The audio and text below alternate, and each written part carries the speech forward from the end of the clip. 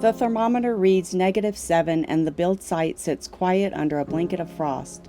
Looking back at how far we've come from bare ground to what stands here today, it's hard to believe. Every nail, every beam, every decision has brought us closer to turning this vision into a reality.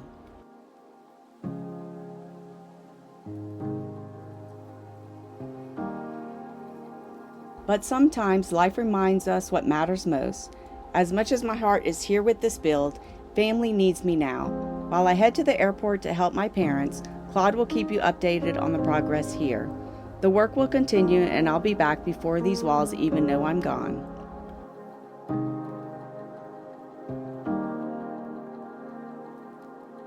Stay tuned. In the end, we're going to reveal the winner of the Inkerma laser tape measure.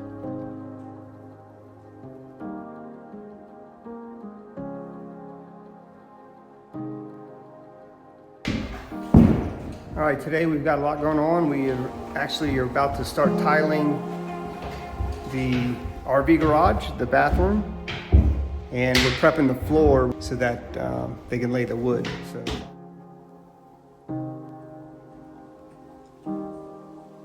All right, we got the guys from RC Ornamental here to work on covering this hood up, make it look spectacular. It's the plan, man. Does that one give you slope as well?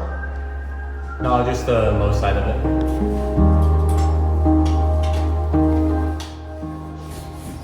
All right, they're putting all the waterproofing in.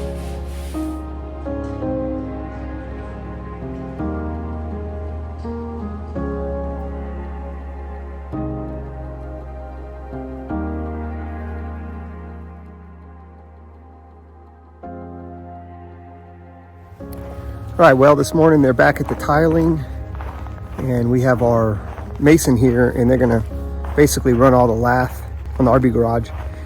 And then once they get that done, we're gonna go ahead and call for the lath inspection. Hopefully our materials will be here today or tomorrow and we'll get that inspection done and we can get the masonry going. Just noticed here, they started painting the beams.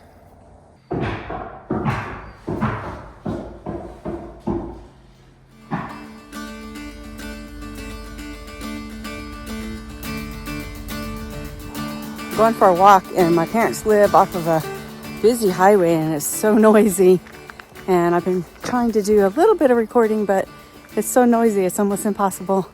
Just wanted to give you an update. Today's Tuesday and I hear things are coming along nicely at the house, which is super exciting, although I know we didn't get our tile in. The installers ordered the tile and somehow Dow Tile did not place our order, and when they went to go pick it up, it wasn't there. So we're delayed 10 days on that tile in particular, which is a big bummer because I was really hoping that bathroom would be done by the time I got there. Things are going okay over here. Dad seems to be doing well. Tomorrow he has a doctor's appointment and hopefully that doctor's appointment will go well and things will kind of be moving in a better direction for both of them.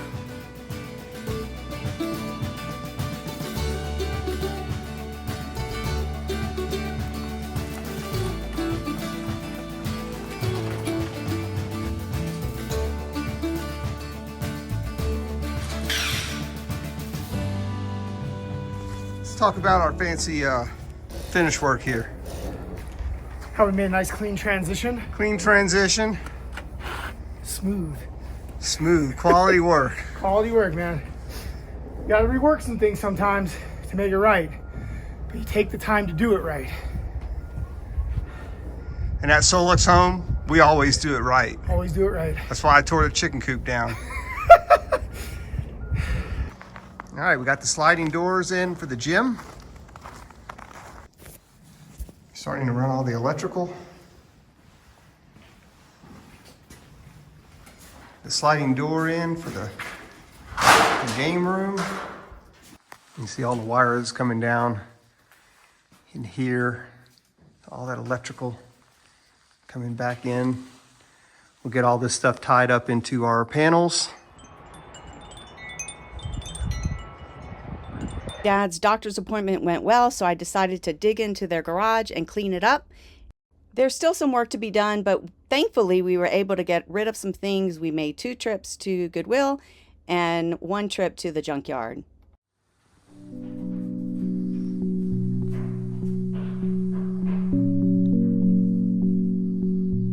Well, here it is. This is the Frank's house. Looks like we got the roof on. Things coming along.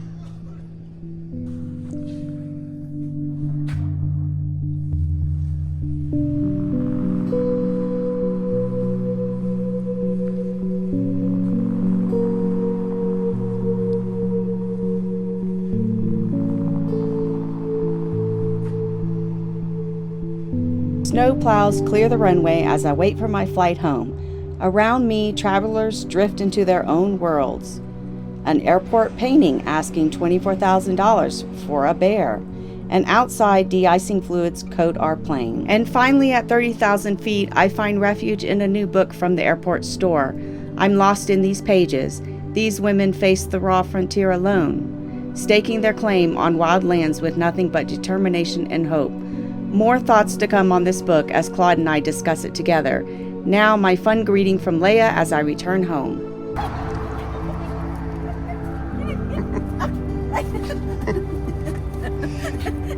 Hold on, I don't want you to get run over. Come on, get in there. Get in there, get in there. Come on. Load up. Load up. Oh, Mama's back. Hey, my girl. Okay, come here. Come here. Sit. Sit. Okay. Okay. All right, load up. Load up. Load up.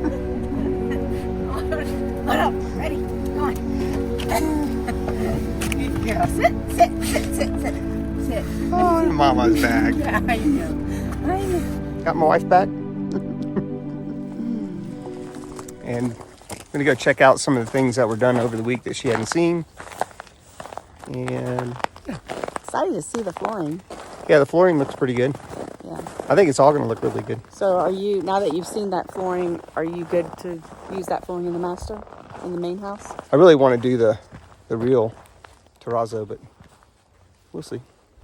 So these are our new steps for our little wall that we have here that they did. That's part of this area next to, that goes down to the backyard, and that's the outdoor living area.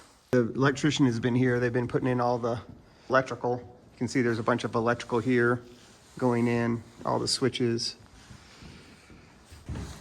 They got the sliding doors in here. Oh, cool. I'm surprised it's not warmer in here with the doors in. All the painting, you know, for the deck. Nice. They painted the tops too, so we're ready. We're actually ready for that, you know, to go in. Mm-hmm. So I think they'll be putting, Norm and I pulled all those boards off. And then down there at the bottom below there, they put the lathe Did we get in re-inspected or not? Tuesday. It's the earliest day. I think they're off on Monday. Everybody's off on Is that. there some kind of holiday? It's Martin Luther King Jr. Day and it's inauguration day. You can see your wood. I like it. Do you like it? And it is the same. I brought the sample. Yeah. Yeah, it looks nice. I love the white plank. Yeah. Very nice. Cool. What do y'all think? Thumbs up, thumbs down. Well, here comes the fun part of the build for the viewers. They'll actually see some of the finishes that are going to come into the house. You know? Yeah. So. That was nice. Nice. It's kind of weird because of the red wall, so it's got like a pink cast to it, you know? Yeah. Oh yeah, it's nice. Cool. It kind of looks like metal. It does, huh? It's got like a nice shimmer to it. Yeah. I think it's going to look pretty cool. You weren't here when Christy was here, right? So she comes and, you know, we're in here and I was like, what do you think of that wall color? And she like, her face kind of dropped. I was like, isn't it really cool? Like, she goes, well, if you like Picasso, I guess. She really didn't think that. She did. This bathup's big. The question is, do you think this would look better with the silver going all the way up here? And then we just, you know, put the Schluter in and dead end the fancy tile up to. I personally feel like if that whole wall is the circle tile, it would be like crazy awesome. That's just how I feel. Yeah. And then we put a piece of whatever we pick out here. Yeah, countertop. Yeah, we put right here. Mm-hmm. Okay. Yeah, it's a big tub. What do you think? You can get in the bathtub? Huh? You want to get in the bath? Huh? Come on. She's thinking about it. Come here. Come here. I would have preferred that they would have made these all even. What? I don't like that. Why didn't you didn't realize? I just haven't really paid attention to it. No. Baby, these are the details that matter. Well, I looked at all the other ones and I just didn't look at this one. So what are your thoughts now that I'm pointing it out to you? But they probably should have centered those. Yeah, we'll probably have to have them redo that. I mean, it's not terrible, you know. Yeah. Also, it's not going to be as noticeable when they grout it because the lines aren't going to be as noticeable. They had a kerf in the door jamb, and then they finished this drywall into the door jamb. So these are really thin, a real thin profile. Yeah. So we don't have any casing around the doors at all. It's just drywall. I think it looks nice, like it looks real modern, but the disadvantage is if you hit it, it's, you know, gonna nick up a lot easier than wood would, you know? Well, it does have that strip in there, so it is. Yeah, but you could still hit it and the drywall will get nicked, which is harder to fix than it would be wood. Wood, you could put wood fill and, you know? Yeah. I mean, I don't know, maybe this is easy to fix, I don't know. Yeah. That would be my only, you know, like right here, I can see already there's a little damage right there. See? Mm-hmm. So this right here, I just wanted the viewers to see this because if you're building a house or if you're gonna build a house, I just noticed that this electrical outlet is in the wrong place because I wanna put mirrors that are off of the wall, which means we're gonna have like a 2x4 right here, and that's gonna be sticking out to here. Well, this outlet needs to be here, not here. Yeah, you need more space. So if you're building a house or thinking about building a house, those are things you need to look at because that's gonna have to be fixed. It's gonna be drywalled and moved over here. Yep. And since this is a Solix home, we're gonna fix it. We're definitely gonna fix it. And that over there, I mean, it's not like the end of the world, but it's not a good, like I'm now questioning the installer about it. Well, you know what's weird is because they were very meticulous, you know, in their installation. So I mean, I really didn't even look at it. Yeah. To me, the only thing I can think, to be honest with you, is that, you know, maybe they think, you know, having a seam here and here is an issue. I don't know. It doesn't make a lot of sense to me. Think about our pickleball court. I like it. This is where Claude's gonna have his dance party. That's right. A dance party USA out here, baby. We're gonna install a couple mirror balls up there in the overhead with some lights. When are they doing this? Some lasers. When are they doing this? We could have a nice dance party out here. When are they doing this? I think this week they'll start working on it. There's no reason for them not to. And I think the stone will be delivered probably Monday or Tuesday, since everybody might be off of work tomorrow. All right, so Claude just had an excellent idea. I know we talked about covering these in some ways, like maybe cover them and put plants on them or something.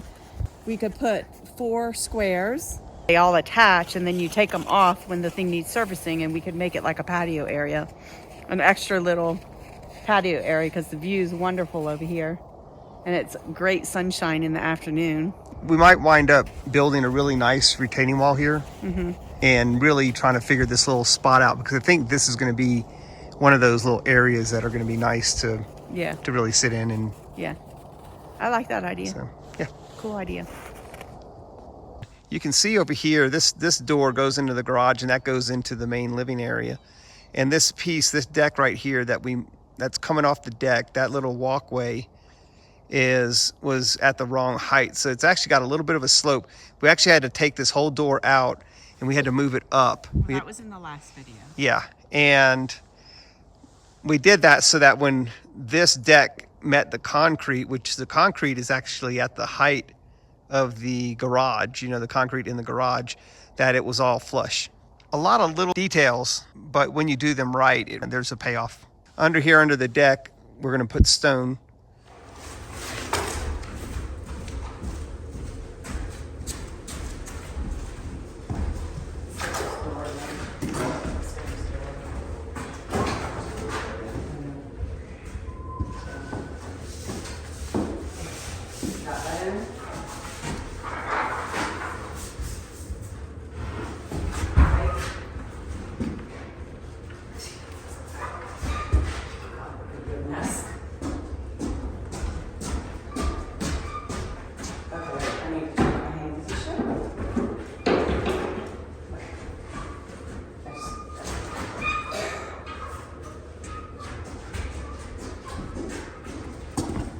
Julie? Hello? Yeah, thank you. Are you good? Abby?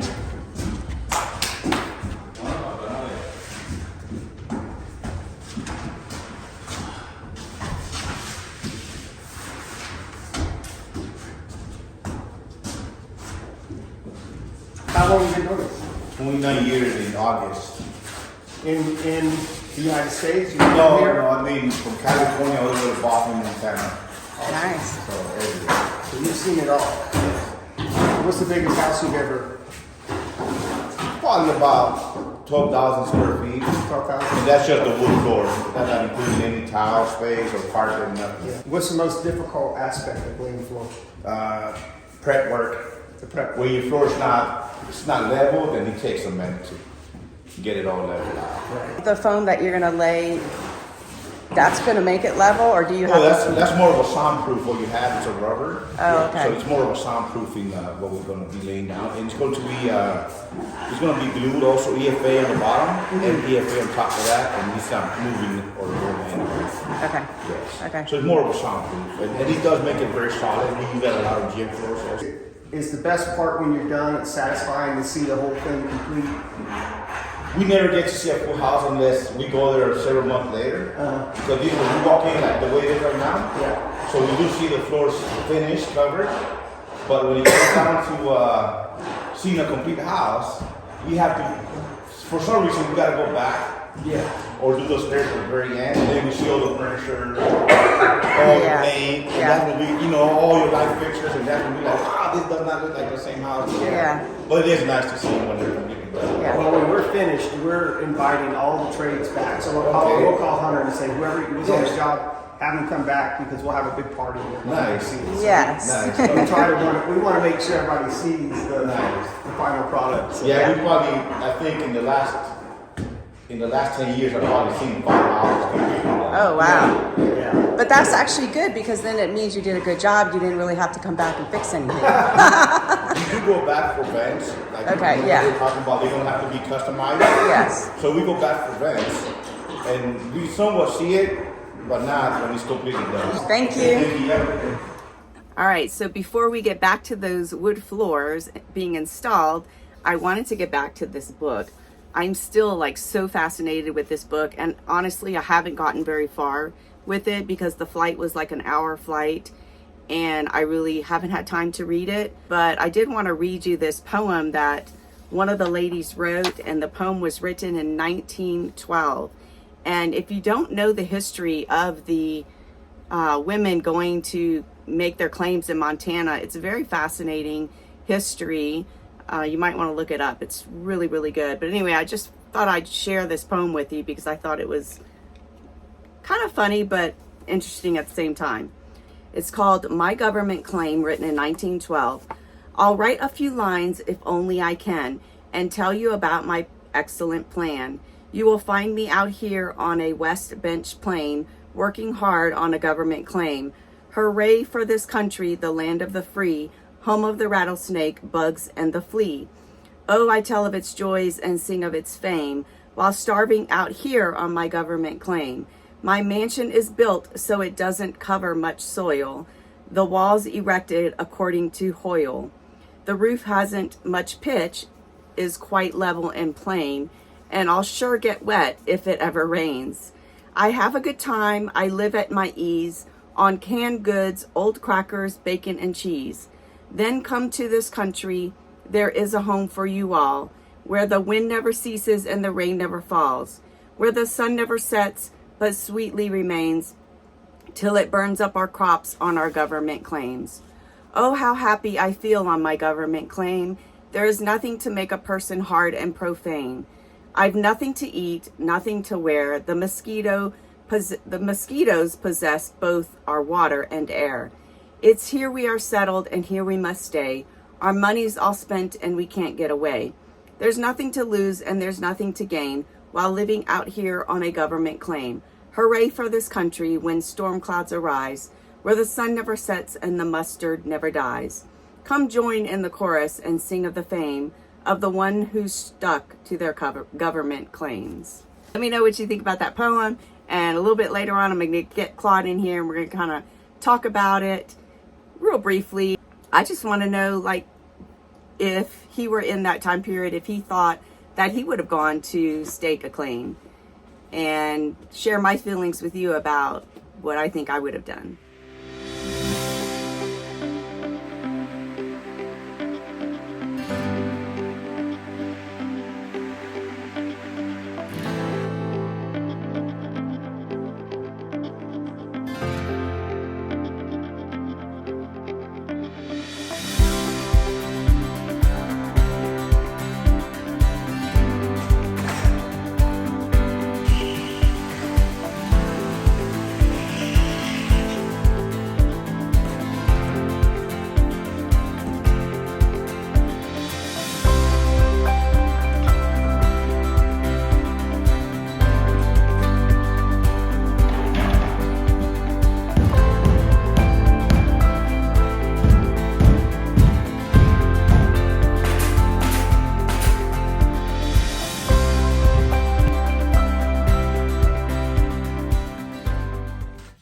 Claude's back from skiing, so we're gonna do the drawing real quick. I'm gonna mix them up real good. Yeah, why don't you pick it this time? What do you mean? I picked it the last time. You did? Yeah, I was at my mom's house when I picked it. Okay. Let's see here. I'm gonna go with Don't look. this one. And the winner is... It's very hard to read. Could you print these any lighter? Marty SINQ 4831. All right. So Marty, congratulations. You just won yourself a tape measure. Not sure if this is picking it up. All right, Marty, email us your address and we'll get that in the mail to you as soon as we get your address. Congratulations. Yep. All right, on to the next order of business. Told you I was going to get back to you about this book, and I am now. Claude and I had a little discussion the other day about this book. It kind of went like this. Babe, do you think I could have been one of those women on there in that book? Do you think I could have survived? No, I think I said, do you think I would have had the guts enough to do that? So maybe we should give them a little bit of context. So the context is this. The Homestead Act allowed women to apply for land under the same condition as men, but they had to be over the age of 21 and unmarried. They had to be single, divorced, widowed, or otherwise the head of a household. All right, so the rules of the homesteading was that Hold up, start over because I was eating. Hey, girl! I think she thought you were giving that to her. Leia almost stole. That's the first time Leia's ever tried to take food out of our hands, but I really think she thought Claude was giving it to her. It's my food, girl. She feels bad. Going back to this, I wanted to tell you what the rules were in order to homestead.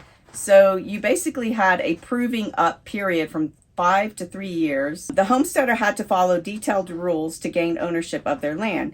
They were advised to establish a permanent residence within 6 months of the date of filing and were permitted 5 months continuous absence each year upon application to the nearest land office. Once they applied for a land patent, 1/8 of the homesteader's total entry had to be under cultivation. Settlers who squatted on unsurveyed land had to make improvements at once and reside continually upon the land until it was surveyed. At that point, they had 90 days prior right to file for the land at the nearest land office. 3 witnesses were required to swear that the squatter had lived on the land and made the required improvements. To perfect the title, the amount of time a settler made improvements on the unsurveyed land was deducted from the years necessary to live on a homestead. I was also looking for how much they paid. Do you remember what I had told you what that was? Nope. Okay. Well, anyway, we're not going to read the whole book. Basically, I just wanted to know if he thought that I would be brave enough to do this. So, like, I'm putting myself back in that time where, okay, women weren't allowed to vote. Women weren't allowed to, I think, own land at that time either, right? No, you could own land. You could own land at that time? There's a lot of things women couldn't do. So, imagine that. In fact, I think the way it worked when the union was started, that, and I'm sure some historians out there will correct us on this, but I think that the only people that paid taxes were property owners. So they had property tax. They didn't have income tax. Okay. I do think that some women that owned property actually got to vote at that point in time. Okay. But I could be wrong. Well, anyway, so I just imagined myself back in the early 1900s, and I'm walking the streets and I see this pamphlet, that says, come stake your claim in Montana, and I'm thinking, I'm a pretty adventurous person. Like, I like doing adventurous stuff, but I'm also very cautious about the situations that I put myself in. Correct. Very cautious. Very cautious. Now that I'm thinking about it, you wouldn't have been able to do it. What? Okay. Earlier you said I would have. I know, but I really didn't think about it hard enough. I think that you would want to do it. And I think you might try to go do it. But I think, you remember when we went hiking over there by the lake? Which lake? The Jordanelle in the park. And we started running in the corner and you're like, we got to go back because you were scared because of the deer and you thought maybe there was going to be a lion or whatever. Oh, like over there. Yeah. So we only got like, I don't know, a quarter of a mile down the road. And she was like, I got to go back. I'm scared. So. Okay, in my defense, we had just moved here. So, yeah, you're probably right. I think she would have tried. She would have like got the claim. She would have gone out there and then like at some point, like very early in the journey, she'd be like, okay, yeah, I can't do this.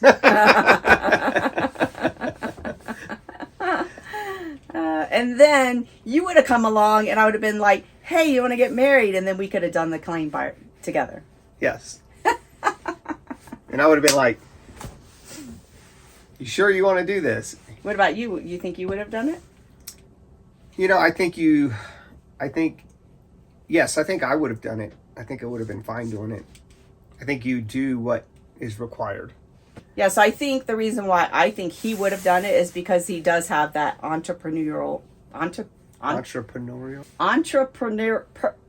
say that word? Entrepreneurial spirit.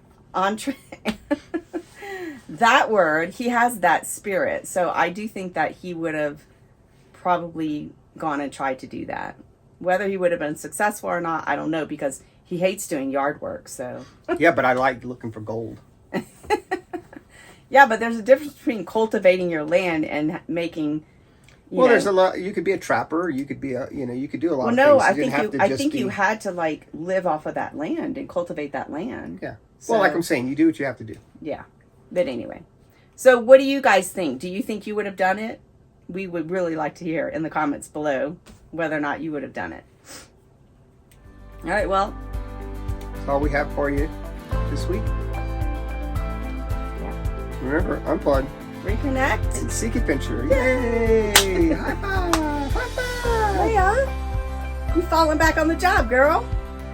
Well, I guess you're not going to get to see Leia this week. High five, girl. High five! Yay! Yay! Leia, high five. High five. High five. Yeah, there she is. All right. She's like, I'll come. She's like, I'll give you sugars, not high five. She's like, I'll give you sugars even though you didn't give me pizza. See you guys next Saturday.